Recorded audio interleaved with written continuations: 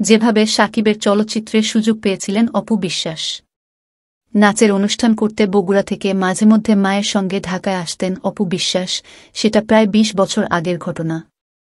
ঠিক তখনই এফ.আই. মানিকের কোটি টাকার কাবিন ছবিতে অভিনয়ের প্রস্তাব পান অপু। যেই ছবি দিয়ে অভিনয় জীবন শুরু হয় এই ঢাকাই চিত্রনায়িকার। ওই ছবিতে শাকিব খানের নায়িকা হওয়ারই ডাক পেয়েছিলেন অপু। তখন শাকিব খানের খ্যাতি এখনকার সময়ের মতো না হলেও শাকিবের সঙ্গে পর্দা ভাগ করা একেবারে কম কিছুও ছিল না অপুর জন্য। তাই তো শাকিবের সঙ্গে জুটি বাঁধা সেই সিনেমায় কিভাবে নায়িকার কাজ জুটল, তার ঘটনাটি এক সাক্ষাৎকারে স্মৃতিচারণ করেছিলেন অপু বিশ্বাস। সোশ্যাল মিডিয়ায় ভাইরাল তার একটি ভিডিও। সেখানে দেখা যায় চিত্রনায়িকা অপু বিশ্বাস কোটি টাকার কাবিন ছবিতে কাজ নিয়ে গল্প বলছেন।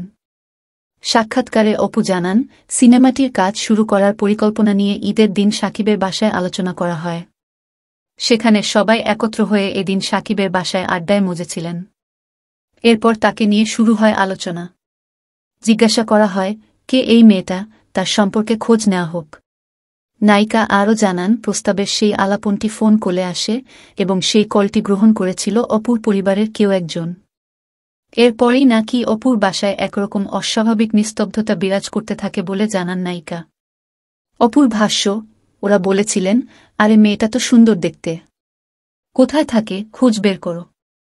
বগুড়া থাকে। সেখানে কি করে, এই করে তা করে জানতে চায়। এরপর ঈদের পরের দিন ফোন চলে আসে। সেই কলে বলা হয়, আমরা একটা কোটি টাকার কাবিন নামে ছবির কাজ করছি, আপনার মেয়েকে ভালো লেগেছে। সে যদি ফুল ফ্রেমের নায়িকা হতে যায় তাহলে কাজটি করাব। অপু আরও বলেন, এটি শুনেই আমার বাড়িতে যেন হরতাল, ধর্মঘট, স্ট্রাইক যা কিছু আছে তা চলতে থাকল। বাবা আরেক ঘরে, মা আরেক ঘরে, যেন মনে হচ্ছে বাড়িতে ডাকাত পড়েছে।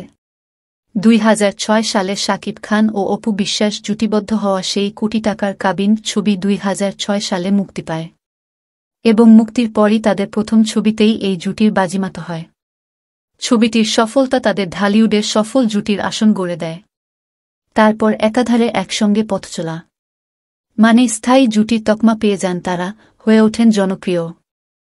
মার খেয়েছিলেন অপু বিশ্বাস, দাবি বুবলির। শাকিব খানকে ঘিরে অপু বিশ্বাস ও শবনম বুবলির দ্বন্দ্ব এখন চিরাচরিত ঘটনা। ২ দিন পরপরই একে অপরকে নিয়ে মন্তব্য করে থাকেন আলোচনায়। কেউ কাউকে এক চুলও ছাড় দিতে নারাজ। সুযোগ পেলেই বাকযুদ্ধে মেতে ওঠেন তারা। কিছুদিন আগেই অপু বিশ্বাস দাবি করেছেন, শাকিব খানের শত্রুদের সঙ্গেই বুবলির ওঠাপসা বেশি। বিষয়টি নিয়ে এবার মুখ বললেন বুবলি। বললেন, ২০০৮ সালে শাকিব খান অসুস্থ হলে দৌড় দিয়ে সঙ্গে সঙ্গে অন্য জায়গায় সিনেমা সাইন করেছিলেন তিনি, পরে স্বার্থের জন্য আবার শাকিব খানের সঙ্গে ভিড়েছিল। তার এসব ইন্ডাস্ট্রির লোকেরা জানেন।